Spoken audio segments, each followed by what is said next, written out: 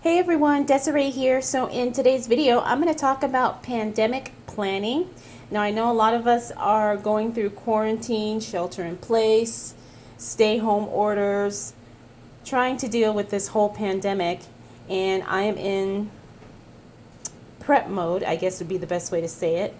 Now we are at the beginning of August right now. My son is getting ready to start school in about 3 weeks. And he will be doing all distance learning or virtual learning. He will not be going back to, physically to school. He will be doing school online from home. Now, I know that a lot of the news reports have talked about another wave of this virus potentially coming through in the fall. So I'm trying to be a little bit more proactive right now and really get my home and my family prepared so we don't have to be rushing around or feeling like we have to fight through crowds and all that crazy stuff that we had to deal with back in March. So I have been watching a lot of videos. I want to preface this to say that I am not a prepper. I do believe in planning ahead to the best of your ability. But I am not someone who does the whole, prepping, panic prepping or whatever. I don't totally understand that, although I do see the usefulness of it. And so I'm kind of doing a little bit of just planning ahead, preparation to what I feel is comfortable with for my lifestyle and, for my budget and what works for me. So I wanted to show you what I'm doing. Now I have a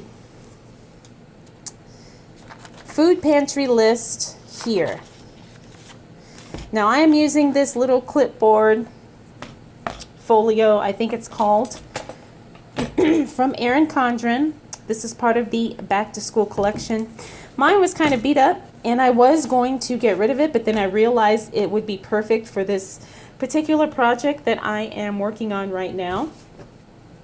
So what I've decided to do is I want to stock up my pantry with supplies and food goods. So in the event that we have another wave of hysteria, I can comfortably stay home for a month and not have to worry about going to the store, having to pick up stuff. So I'm doing what I'm calling, I guess, pandemic planning, pandemic prepping, food pantry stock up, whatever you want to call it. And I'm going to show you what I did. So I went through my pantry and I went through my,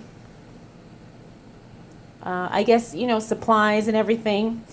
And I focused on the things that I could buy and stock up on that are not going to spoil, go bad, that type of thing. So I have a list here of food items. And then I have another list here of non-food items. Now this is a list I created myself.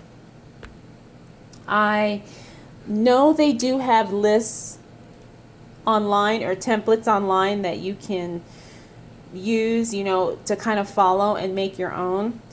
My household is just me and my son. He's 12 years old, so one adult, one child. So I don't need a whole lot of stuff. But we do need some specific things. The other thing is we are a plant-based family. So a lot of the meat and, animal products and stuff like that, we're just not going to buy because we don't consume those things. But as you can see, my list still is pretty long of things that I can buy. Now, granted, I already have a lot of this stuff on hand. However, I don't have enough to last me for a month, and that is my goal. My goal is to stockpile enough so we can stay home and not have to shop for one full month, if in the event that's what happens. So I went through and I made my list of things we use, and then I continued the non-food items here.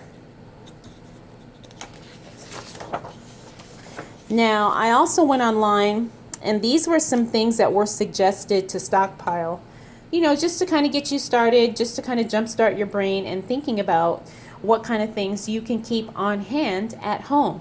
So they have cleaning supplies, soap, all types, all versions, I guess. Nut butters, rice and pasta, medicine, over-the-counter and prescription, beans, frozen foods, fruits and vegetables. And I thought this was interesting. They talked about produce that has a long shelf life. Like, these are items that you could buy and they probably would last you about 4 weeks. So we have apples, onions, garlic, potatoes, beets, and cabbage. And I really like cabbage, so that's good. Personal hygiene items, sugar, salt, pepper, soups and broth, pet food. We don't have a pet anymore. My sweet dog passed away in May, but I included this on the list for some of you who may have a pet. I also have applesauce, dried fruit, vinegar, baking soda, and then baking supplies. So if you don't have your own pantry list or food stock up list started, I think just kind of following this is going to be a really good jump start for you, because it'll get you thinking, and it'll get you thinking about what you use, what you don't use, what you need, what you may already have. So I don't know if this is going to be a multi-part series. Maybe I might, do another video showing you once I get this stuff and how I have it organized and how I'm storing it in my home. I do have a spare bedroom that kind of is like our exercise room right now, but I could probably arrange it somehow and put some shelving in there so I can store some of this, because my kitchen pantry is not very big, which I'll probably show you once I get some of this stuff. And I think that's it. I just wanted to share that because I know a lot of us are planners, and I know a lot of us are trying to kind of stay ahead of the curve, so to speak, with this virus and what's going on. And so many, I just feel for so many people, because I know so many people are still unemployed. Unemployment here in Nevada is a mess, and people are suffering. And when people are suffering, and when people are hurting, and when people are getting desperate just to cover basic needs for their families, that can lead to a lot of irrational and in some cases dangerous behavior.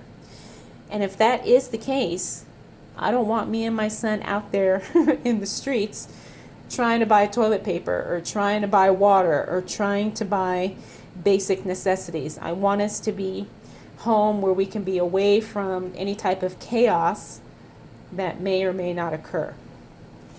So I guess this can be part 1 to the video. I will keep you guys updated. Maybe next week I'll let you know, because this week I plan on picking up some of these items. Again, you'll have to do it as your budget and time will allow. Obviously I'm not going to be able to get all this in one trip, but we're going to Sam's Club this week and I'll be able to get a lot of it. Now remember, a lot of it I already have, but I added it to my list because I probably just need maybe a few more bags of nuts, or maybe another bottle of almond butter, stuff like that. So anyways, if you guys have any questions or any ideas or tips to add to this, please add them in the comment section below. And if you're not subscribed, please make sure you do so, because I do have a lot more videos to come. All right, everyone, thank you so much for taking the time to watch. I will definitely see you in the next video. Bye.